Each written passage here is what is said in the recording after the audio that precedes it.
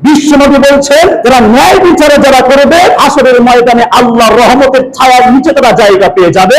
এক নম্বর হলো আল ইমামুল আদিল, যারা ন্যায় বিচার করবে আল্লাহর আরশের নিচে জায়গা পেয়ে যাবে। ওয়াশাবুন নাশাআ ফি ইবাদাতি রাব্বিহ, ওই যুবক যে নিজের যৌবন কালটা আল্লাহর ইবাদতের মধ্য দিয়ে কাটিয়েছে, হাসরের ময়দানে তারা আল্লাহর রহমতের নিচে জায়গা পাবে। যুবক যদি ইচ্ছা করে কতই যে নীতি সে কামাতে পারবে। জেনা করা কি? জেনা করা কাবিরা গুনাহ। তো জেনা করা যেরকম কাবিরা গুনাহ, উল্টো দিকে হালাল স্ত্রীর সঙ্গে মেলা কতটা সওয়াব। তার মানে এদিকটা যতটা গুনাহ আর ওদিকটা ততটা নেকি। একজন 80 বছরের বুড়ো আর 80 বছরের বুড়ি সারা রাত থেকে সুবহানাল্লাহ, আলহামদুলিল্লাহ, লা ইলাহা ইল্লাল্লাহ, আল্লাহু আকবার বলে যেরকম নেকি কাটাবে, যেরকম নেকি কামাই করবে, একজন যুবক আর একজন যুবতী তারা হালাল স্বামী স্ত্রী সারা রাত যদি মহব্বতের সঙ্গে গোলা ধরিয়ে কাটিয়ে দিতে পারে, তাহলে তারা ওই রকম নেকি অর্জন করবে। যেই রাত স্বামী স্ত্রী মহব্বতের সঙ্গে কাটাবে, ওই রাত নফল ইবাদতে গণ্য হবে। জোরে বলি সুবহানাল্লাহ। এজন্য করে আল্লাহ রাসূল বলছেন, যেই যুবক নিজের যৌবন কালটা আল্লাহর ইবাদতের মধ্য দিয়ে কাটাবে, হাসরের ময়দানে আল্লাহর রহমতের নিচে জায়গা পেয়ে যাবে। 2 নম্বর। 3 নম্বর বিশ্বনবী বলছেন, ওয়া রাজুলুন কলবুহু মুআল্লাকুন বিল মাসাজিদ, ওই যুবক যার অন্তর সর্বসময় মসজিদে রাখা আছে, মসজিদে তার দিল রাখা আছে। তার মানে হাটে বাজারে মাঠে ঘাটে মার্কেটে যেখান যায় সর্বসময় মসজিদের দিকে তার যেন একটা টান আছে। কখন আজান হয়ে গেল নাকি, মসজিদে যেতে হবে নাকি, নামাজ পড়তে হবে নাকি, এমন তার মানে সর্বসময় মসজিদে আসার জন্য পেরেশান হয়ে আছে। আজকে আমরা মসজিদকে চিনলাম না।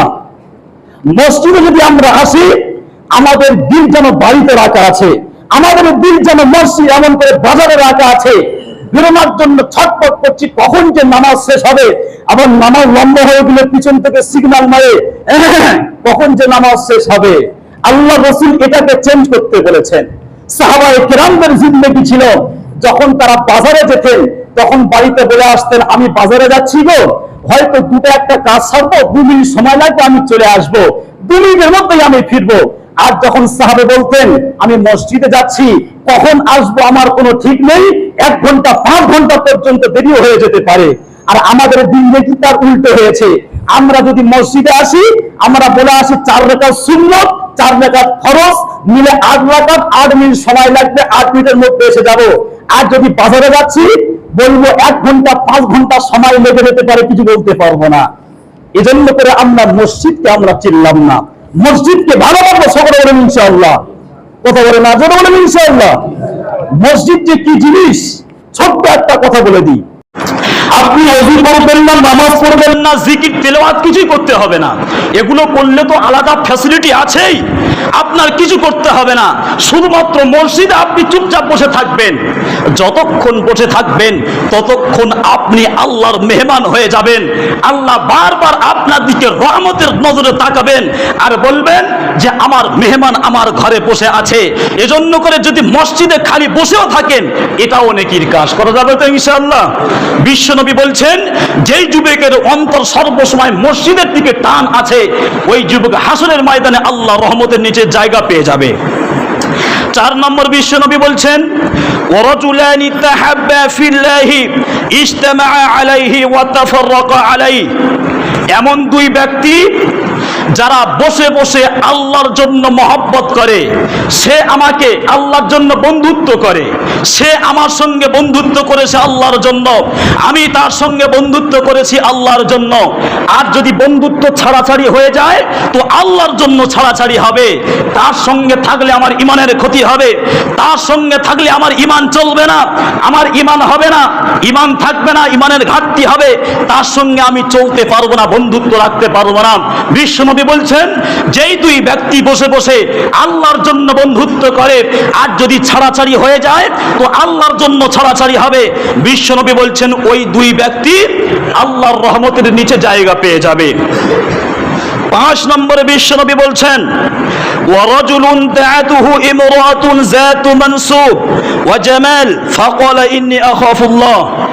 এমন একজন যুবক, সুন্দরী একটি মহিলা তাকে হাতছানি দিয়ে ডাকছে, আয় আয় মজা লুটবিটো চলে আয়। তখন ওই যুবক তাকে উত্তর দিচ্ছে যে বোন আমার, তোমার কাছে যা কিছু আছে আমার জন্য তো খুব প্রয়োজন, তবে আল্লাহর ভয় আমাকে তোমার কাছে যেতে দিচ্ছে না, আল্লাহর ভয়ে আমি তোমার কাছে যেতে পারছি না।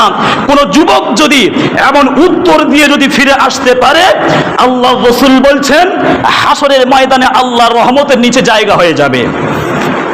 6 নম্বর বিশ্বনবী বলছেন وتصدق ورجل تصدق بصدقة أخفى حتى لا تعلم شماله ما تنفق يمينه।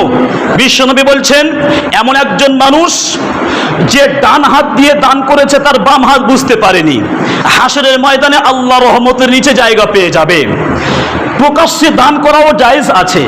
আল্লাহর কোরআন বলছেন সিররান ওয়া আলানিয়াতান, তোমরা প্রকাশ্যে দান করো বা তোমরা গোপনে দান করো। ওলামায়ে কেরাম ব্যাখ্যা করছেন প্রকাশ্যে দান কেমন ভাবে করবে। যদি কোনো মানুষ ফরজ দান সদকা করে, ফরজ দান সদকা তার মানে যাকাত, ফরজ দান সদকা যদি কোনো মানুষ প্রকাশ্যে করে, প্রকাশ্যে দান করা দরকার। একজন মানুষ সারা বছরের হিসাব লাগিয়ে 20,000 টাকা যাকাত আদায় করছে, অন্য মানুষ যখন দেখবে প্রকাশ্যে দান করা হচ্ছে, তো যে দেখবে তারও যাকাত আদায় করার আগ্রহী বাড়বে। এজন্য করে বলেছেন যেখানে কোরআনে কারিমের মধ্যে প্রকাশ্যে দান করার কথা বলা হয়েছে, ওখানে ফরজ দান সদকা অর্থাৎ যাকাত আদায় করতে হবে প্রকাশ্যে। আর যেখানে বলা হয়েছে যে নফল দান সদকা করা, যেখানে বলা হয়েছে গোপনে দান করা উত্তম, এটা নফল দান সদকা। প্রকাশ্যে দান করলে তো হয়ে যাবে, কিন্তু নফল দান করলে আলাদা ফ্যাসিলিটি আছে, আল্লাহর রহমতের নিচে জায়গা হয়ে যাবে।